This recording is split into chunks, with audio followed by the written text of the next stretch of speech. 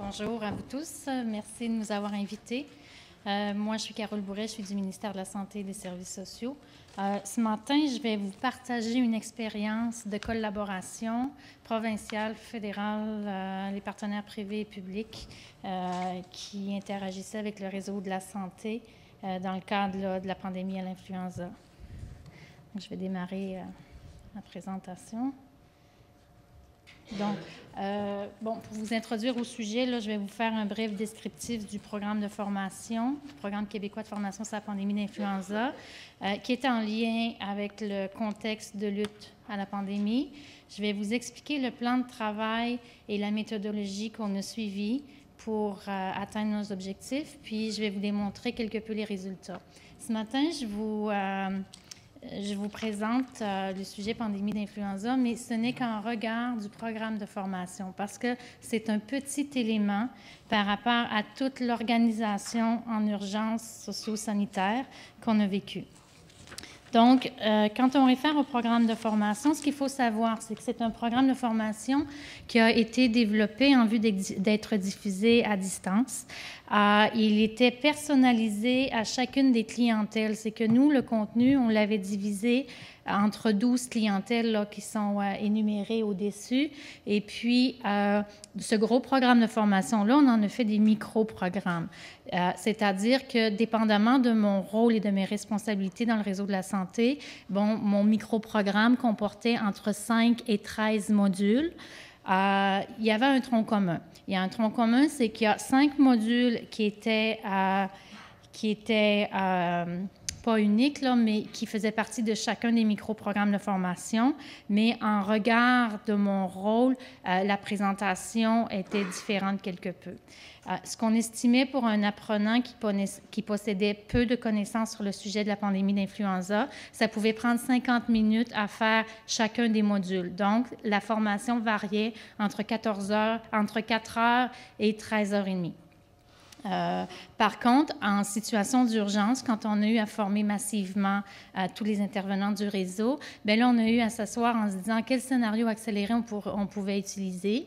Alors, comme cette approche-là était conviviale pour rendre l'apprenant le plus autonome possible à gérer ses connaissances, on proposait de commencer par les résumés, parce que chacun des modules avait un résumé, avait une évaluation formative, et puis de là, on disait à l'apprenant, ça t'appartient d'aller approfondir les connaissances que tu dois développer. Sachez que ce programme de formation-là a été développé par le ministère de la Santé en collaboration avec les experts de contenu de chacun des sujets. Et puis, on a confié le mandat de conception médiatique et la scénarisation à la Télé-Université qui sont dans le domaine de la formation à distance depuis près de 30 ans, je crois. Ce qu'il faut savoir aussi, j'ouvre une parenthèse, c'est que ce programme de formation-là a reçu un prix d'excellence en 2008, le prix d'innovation en conception pédagogique. Le programme de formation avait été présenté par TÉLUQ au Réseau canadien de l'innovation en éducation. Le programme de formation n'était pas un élément seul. C'est qu'il se greffe à des outils de communication qui étaient déjà connus par le réseau, mais on sait tous très bien que les intervenants jouent à la chaise musicale. Alors, c'est rare qu'un intervenant ait en poste assez longtemps pour que tout ce qu'on a mis comme outil complémentaire, ça se diffuse aux bonnes personnes. Donc, le site Internet permettait là, de mettre en lien tous les outils complémentaires qui traitaient du sujet de pandémie. Et de ce même site-là, qui était quand même public, qui s'adressait à la population également, les gens pouvaient avoir accès soit au bulletin pandémie, au coffre à outils des gestionnaires, et de là, il y avait un hyperlien pour accéder au programme de formation, même si ça demandait un mot de passe. Puis vous voyez qu'il y a un accès au forum. Il y a un forum de discussion qui a été mis en place pour soutenir les responsables régionaux et locaux de la coordination et de la diffusion. Le programme de formation, c'est une continuité d'action dans le sens, depuis 2006, le ministère de la Santé avait le plan québécois de lutte à une pandémie d'influenza. Chacune des régions avait la responsabilité de faire son plan régional et ses plans locaux en vue de la grippe aviaire. Parce que, initialement, si cette mise en place-là a été faite, c'est parce qu'on a encore la menace d'avoir le virus H5N1, je crois. Mais on s'est fait jouer un tour, on a eu un virus un peu moins virulent, mais que ça nous a mis quand même en situation de pandémie. Donc, dans la continuité des actions, le programme de formation traite des mêmes volets qui ont été abordés dans les plans de lutte régionaux et locaux. Donc, en 2006, on a mis en place le plan québécois de lutte à la pandémie d'influenza. En 2007, les équipes se sont assises en vue de faire le programme de formation pour rendre aptes les intervenants du réseau à intervenir en cas de pandémie. Et puis, en 2008, c'était dans le plan d'action de former les gestionnaires de premier niveau. D'octobre 2008 au 31 mars 31 mars 2009, on prévoyait former 8000 gestionnaires de premier niveau dans le réseau. Les gestionnaires de premier niveau, ce sont les chefs d'équipe, les cadres intermédiaires. Donc, on avait déjà, à l'automne 2008, commencé à rencontrer les régions pour leur expliquer les scénarios de diffusion et puis comment est-ce qu'on pouvait mettre cette action-là en place. Puis, vous savez, en octobre 2008, quand on demandait aux établissements d'investir sur le sujet pandémie, c'était rendu presque odieux de demander d'avoir des fonds, etc., parce que ça semblait tellement une légende que les gens disaient, bien, on a d'autres priorités. Puis, on a fallu donc obtenir l'adhésion de ces partenaires-là. Bien, ça demandait ça demandait des explications puis une attention particulière. Donc, bon, d'octobre 2008 au printemps 2009, on avait quand même rencontré presque la moitié des régions. 26 avril 2009 est arrivé l'alerte à la pandémie d'influenza, d'où le calendrier s'est bousculé pour qu'au jour 4 mai, le ministère de la Santé annonçait, bien, on forme tous les intervenants du réseau, on estime à 260 000 intervenants. Donc, ceci étant dit que le jour 26 avril, quand on était à la phase 5, qui a été annoncée, la phase pandémique par l'OMS, bien, notre programme de formation n'était pas web. Parce que, oui, il était fait pour être diffusé à distance sur CD-ROM, mais à cause des contraintes de performance du RTSS, ça avait été un choix de dire, bien, on va commencer pour notre première étape quand on s'adresse aux gestionnaires de premier niveau, à installer ça, ces postes de travail, puis on verra éventuellement ce que le réseau peut offrir. Donc, quand on s'est reviré le jour 26 avril, bien, on a dû s'associer toutes les ressources techniques, communication, experts de contenu, pour dire, bien là, il faut ouvrir la machine. Donc, quand on est dans le réseau de la santé et des services sociaux, bien, le bras opérationnel informatique, c'est le Technocentre national qui est posté à SOGIC. Peut-être que certains d'entre vous connaissez cet organisme-là. Donc, on a pris contact avec le Technocentre national, donc la direction des services informatiques du ministère, a demandé au Technocentre national, bien, là, on s'adresse à 260 000 personnes. Est-ce que le réseau peut permettre à l'apprenant de sortir d'intramural du RTSS? Quand je parle intramural, c'est quand je suis dans un établissement du réseau. En avril, il y avait 3 000 personnes qui pouvaient sortir en même temps du réseau pour aller se connecter chez un fournisseur externe, n'importe où sur la planète. Exemple, si vous allez sur Internet, vous voulez aller sur Google ou pour aller n'importe où, il y avait 3 000 personnes qui pouvaient le faire. Donc, on a augmenté la performance du réseau à 8 000 intervenants qui pouvaient sortir simultanément. Donc, il y a eu une association avec le Technocentre national. D'autant plus, on disait, oui, on met une application web, mais il faut assurer le soutien applicatif et le soutien de contenu. Applicatif, c'est comment on navigue. Même s'il est très convivial, bien, il y a des gens qui sont plus néophytes que d'autres. Alors là, il a fallu signer l'entente de service avec le soutien dans le réseau de la santé qui est SOGIC, le soutien national applicatif. Donc, ça a tout demandé une organisation qu'on a fait en 10 jours. Et d'autant plus, il y avait le volet technique, on a confié à la Téléuniversité. Parce que, effectivement, les serveurs du RTSS ne peuvent pas permettre l'accès au programme de formation parce que c'est trop gourmand. Alors, peu importe quel programme de formation. Alors, c'est pour ça qu'on l'a confié à un partenaire sécuritaire qui est du réseau universitaire. Je parle vite, puis je ne suis pas habituée.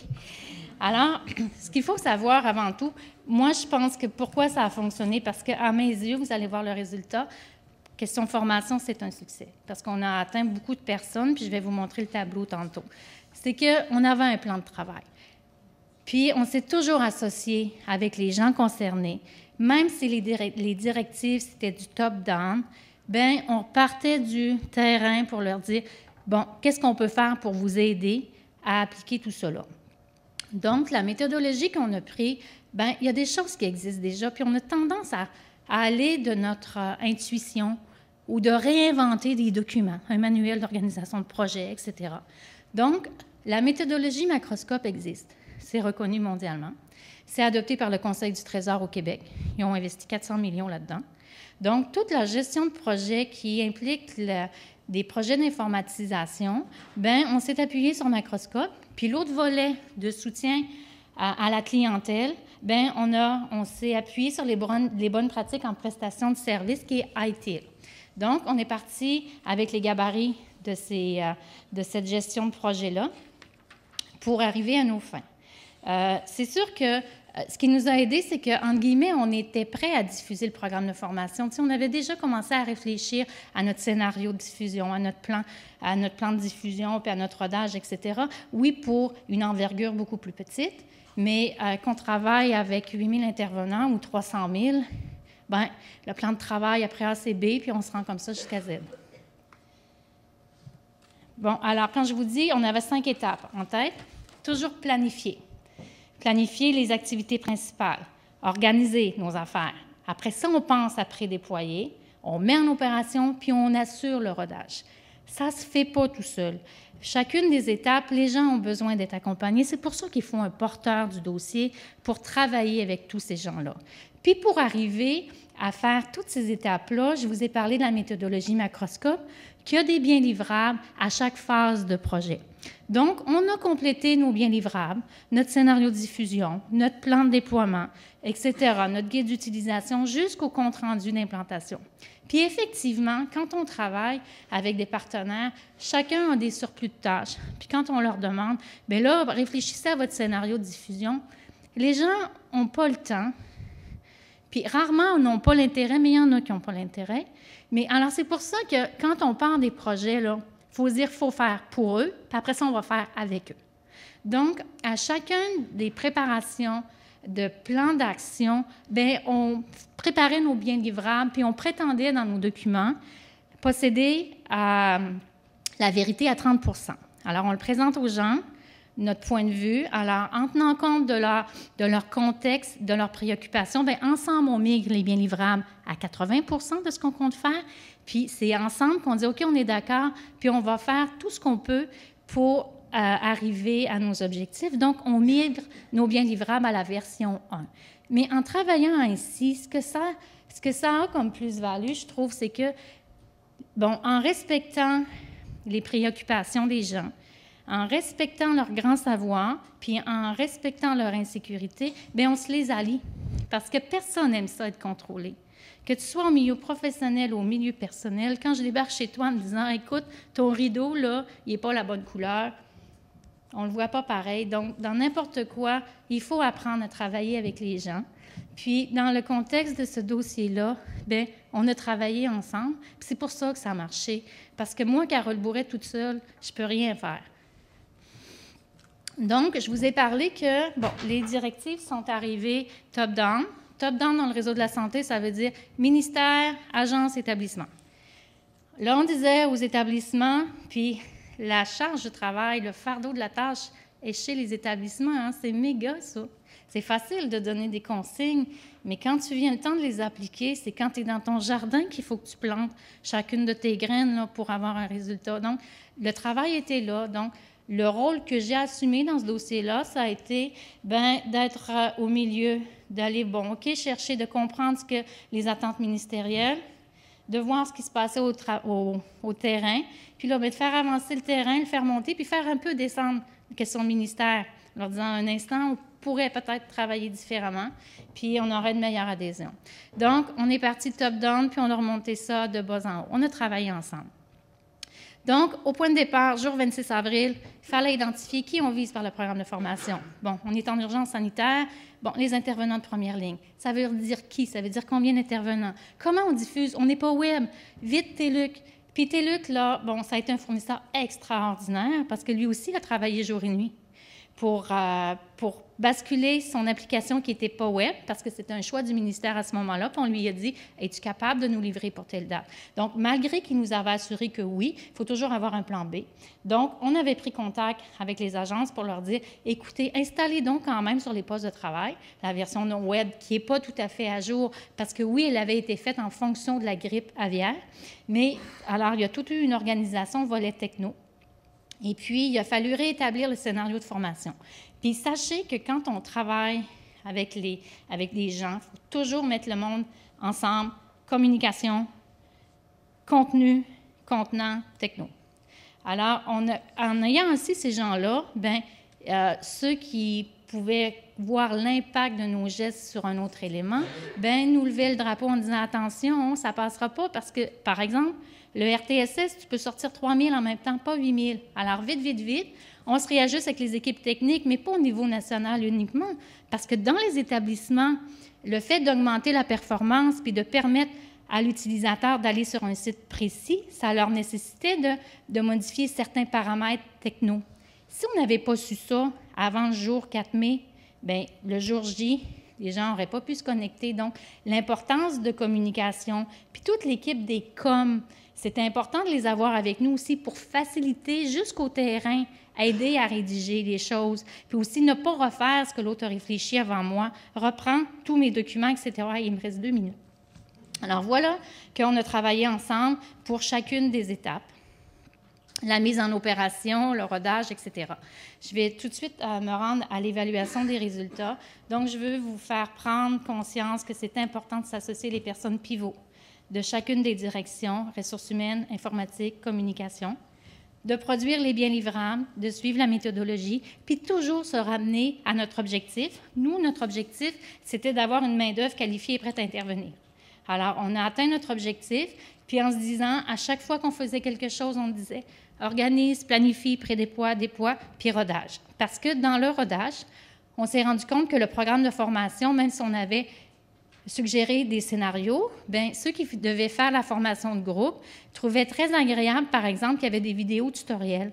Mais elle était intégrée dans le programme de formation, puis il y a des endroits qui n'avaient pas la connexion web et tout ça. Donc, il a fallu ajuster notre matériel, extraire les vidéos, pour que les gens qui voulaient, avec ce type de clientèle-là, juste diffuser des vidéos, mais c'était efficace. Le degré de satisfaction, toute application, quand on diffuse, il faut revenir faire le transfert des appuis et des acquis. On n'a pas eu le temps de le faire au ministère parce que ça a été ardu, puis on a travaillé fort, mais il y a une région qui l'avait fait qu'on a pris leurs résultats. C'est la région du Saguenay-Lac-Saint-Jean. Alors, vous voyez un peu à l'écran, là, ils ont évalué là, par rapport au contenu, si c'était pertinent ou pas, puis si les gens, c'était la première fois qu'ils utilisaient Internet ou qu'ils allaient sur une formation à distance, puis si c'était trop intense là, comme texte par rapport à ce qu'ils pouvaient avoir comme autre scénarisation. Donc, puis ce qu'on sous-estime souvent qui a été relevé, c'est qu'on disait aux gens, on estime que ça va te prendre 2 heures à faire ta formation, mais c'est vrai que chacun apprend à son rythme, mais à cause d'une main-d'œuvre restreinte et du temps, on a souvent sous-estimé ça. Alors, on libérait les gens pour 2 heures, mais effectivement, ça y prenait 3h30, etc. L'évaluation, on a demandé une reddition de compte. Comme on n'était pas très organisé pour un gabarit standard, on a confié le fardeau de la tâche aux intervenants. Parce que ça a quand même pris quelques semaines avant qu'on donne un gabarit standard. Puis là, les gens ont eu à se réajuster. Alors, pour vous dire, au point de départ, on visait 260 000 intervenants. On s'est rendu compte que dans le réseau, ce n'est pas juste les gens du réseau de la santé qui y sont intégrés. On a des partenaires au niveau des milieux d'enseignement, on a des partenaires privés et publics. Donc, on s'adressait à 393 000 intervenants. La reddition de compte qu'on a fait, mais ce n'est que pour les intervenants du réseau de la santé. Je vous ai parlé de 260 000 intervenants tantôt, mais quand chacune des régions a compté ces intervenants qui étaient concernés, là, qui travaillaient de près avec pour le sujet pandémie, on a eu 211 000 personnes à qui on voulait s'adresser. Donc, on a formé 64 % des gens du réseau de la santé. Mais ce que j'attire votre attention, c'est que dans la masse, il y a 85 % des gestionnaires du réseau qui ont été formés. C'est quand même beaucoup parce que c'est un programme de formation qui est organisationnel, qui n'est pas scientifique. Puis, les fréquentations quotidiennes, on pouvait savoir là, à chacun des jours le nombre de personnes en accès. Le plus petit nombre d'accès, exemple, si vous regardez pour le mois d'octobre, bien, notre journée qu'on a eu le moins de visiteurs uniques, c'était 547, puis la plus grosse journée, il y avait 1600 personnes en même temps qui suivaient le programme de formation. Donc, je suis à la conclusion. Ce qu'on nous dit, c'est que cette formation-là doit demeurer en ligne parce que c'est organisationnel, et puis elle peut s'appliquer à toute situation d'urgence, pas uniquement la pandémie. Le matériel est réutilisable, puis si on a d'autres formations d'envergure, oui, bénéficier le web, mais aussi s'assurer d'avoir un programme de formation qui a un environnement numérique d'apprentissage qui permet d'authentifier les gens, parce que cette reddition de compte-là, elle a été très ardue pour les gens du terrain. Donc, ce qu'il faut retenir quand on a un projet, bien, il faut toujours planifier, organiser, prédéployer, mettre en opération, puis il ne faut pas oublier le rodage. Alors, voilà.